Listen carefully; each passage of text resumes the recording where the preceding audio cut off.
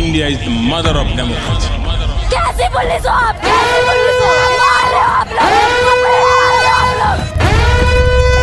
Uniform इसका मतलब थोड़ी नहीं मारोगे, यूनिफॉर्म के अपनी दोस्त से मार रहे हो क्या? इस देश को संभाल लेना, वरना 75 साल बाद कोई गंवार इसको धर्म के नाम पर बांट देगा। 20 जुलाई सुबह के 4:40 जंतर मंतर पर प्रोटेस्ट कर रहे कुछ लोग आसपास का माहौल देखने के लिए निकलते हैं कि तभी पास के एक रास्ते पर उन्हें अचानक से एक टूटी फूटी वैन खड़ी हुई दिखती है। ये वैन पहले यहां नहीं थी, मानो ऐसा लगा कि इसे जानबूझकर इस हालत में यहां खड़ा किया गया। दूसरी तरफ जंतर मंतर के एकदम बाहर अचानक से कुछ लोगों को पत्थरों से भरे हुए ट्रक्स खड़े हुए मिलते हैं। भाई ये जो गाड़ी देख रहे हैं आप, इसमें पत्थर आए हुए हैं, ईंटें आई हुई हैं। ये सब रात के अंधेरे में अचानक से हो रहा था। इस पॉइंट तक इस प्रोटेस्ट को शुरू हुए 20 दिन से ज्यादा हो चुके थे और सब कुछ 100% नॉन वायलेंट और पीसफुल रहा था। लेकिन अब पास के ही संसद मार्ग के पास एक टूटे शीशों वाली पिचकी हुई गाड़ी भी खड़ी हुई दिखती है।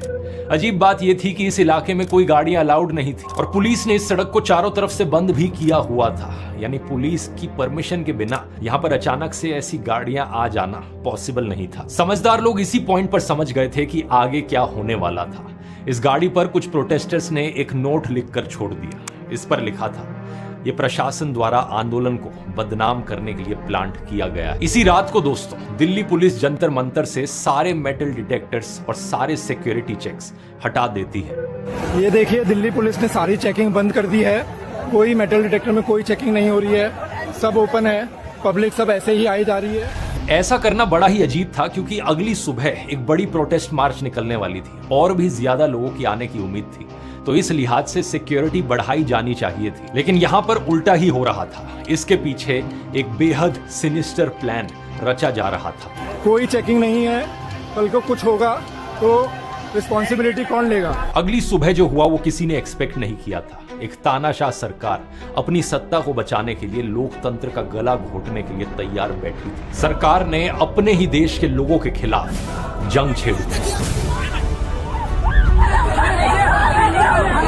बच्चा अंदर, अभी और मारेंगे, ऐसा धमकी दे रहे हैं। ये है Democracy is one of our sacred and shared values.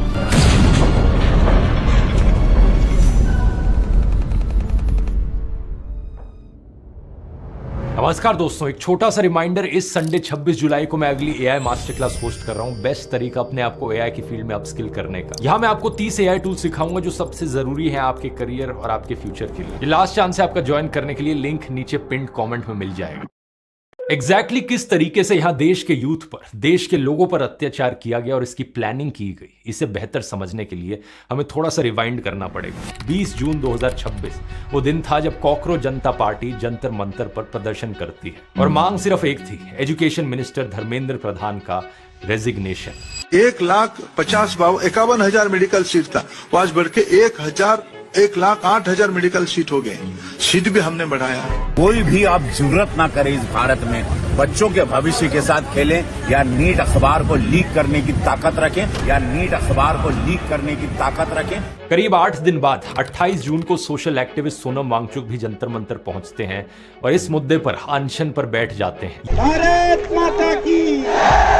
ये अनशन शांतिपूर्ण तरीके से चलता है, पुलिस को भी इससे कोई आपत्ति नहीं होती। इनफैक्ट कई सारे ऐसे वीडियो सामने आते हैं जहां पर प्रोटेस्टर्स और पुलिस के बीच में इंटरैक्शंस बड़े फ्रेंडली तरीके से हो रहे हैं, लेकिन सरकार की तरफ से इसे पूरी तरीके से इग्नोर किया जाता है। अनशन के पहले 17 दिनों में सोनम का वजन लगभग 8 किलो से गिर जाता है। धीरे धीरे सोशल मीडिया के माध्यम से सोनम वांगचुक की तस्वीरें और वीडियो सोशल मीडिया पर वायरल होने लगते हैं। कमजोर हालत में देखकर लोगों का दिल दहल जाता है। इनके समर्थन में देश भर में आवाजें उठने लगती है और यहीं पर आता है सबसे बड़ा टर्निंग पॉइंट इस प्रोटेस्ट का।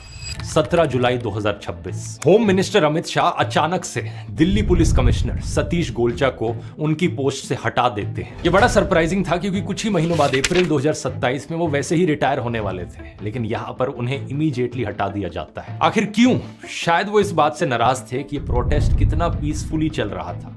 और यहाँ पर कोई वायलेंस नहीं हुआ और जनता में समर्थन बढ़ता जा रहा था। इनकी जगह आईपीएस ऑफिसर अनुराग कुमार को लाया जाता है, जो इंटेलिजेंस ब्यूरो में स्पेशल डायरेक्टर थे। 18 जुलाई 2026 सुबह के 6:30 बजे, जब जंतर मंतर पर सबसे कम भीड़ रहती है और एक ऐसे समय पर जब अभिजीत दीप के पास के गेस्ट हाउस में नहाने गए हुए थे, उसी वक्त अचानक से दर्जनों पुलिस वाले और आरएफ के जवान स्टेज पर चढ़ जाते हैं और बहुत ही ड्रामेटिक तरीके से सफेद शीट से ढककर सोनम वांगचुक को एक एम्बुलेंस में किडनैप कर ले जाते हैं। उन्हें जबरदस्ती उठाकर सफदरजंग हॉस्पिटल में एडमिट कराया जाता है। सोनम वांगचुक को दिल्ली पुलिस ने जंतर मंतर से अनशन के 21वें दिन जबरन उठाया है और वो दिल्ली के सफदरजंग अस्पताल वहां उन्हें ले गई है। सवाल ये कि क्या पिछले दिल्ली पुलिस के कमिश्नर सतीश गोलचा को इसलिए हटाया गया क्योंकि उन्होंने ये करने से मना कर दिया था? शायद यहां पर सरकार को उम्मीद थी कि अगर मूवमेंट का चेहरा हट जाएगा तो प्रोटेस्टर्स की हिम्मत टूट जाएगी। अब हिम्मत टूटी या नहीं ये तो 20 जुलाई को पता चलना था, लेकिन उससे पहले 19 जुलाई की रात को दिल्ली में ढेर सारे इंतजाम किए जाते हैं। शाम को 7 बजे डीसीपी न्यू दिल्ली के ट्विटर अकाउंट से ट्वीट आता है, दिल्ली पुलिस बीएनएसएस का सेक्शन 163 लगा देती है, जिसके हिसाब से 5 से ज्यादा लोग एक जगह इकट्ठे नहीं हो सकते थे। अपने धमकी भरे अंदाज में लोगों से अपील करती है पुलिस कि वो ऐसे किसी भी मार्च का हिस्सा ना बने। इस रात स्टूडेंट्स को रोकने के लिए 10-10 फीट ऊंचे बैरिकेड्स लगाए जाते हैं। पहले तो 3 लेयर की नहीं यार, तुम खुद सोचो यार, तुम खुद सोचो, एक बार दिल शांत करो, लंबी सांस लो, फिर सोचो। यानी सरकार इतना भी गिर सकती है अपने देश के युवक और अपने देश के स्टूडेंट के ऊपर लाठीचार्ज?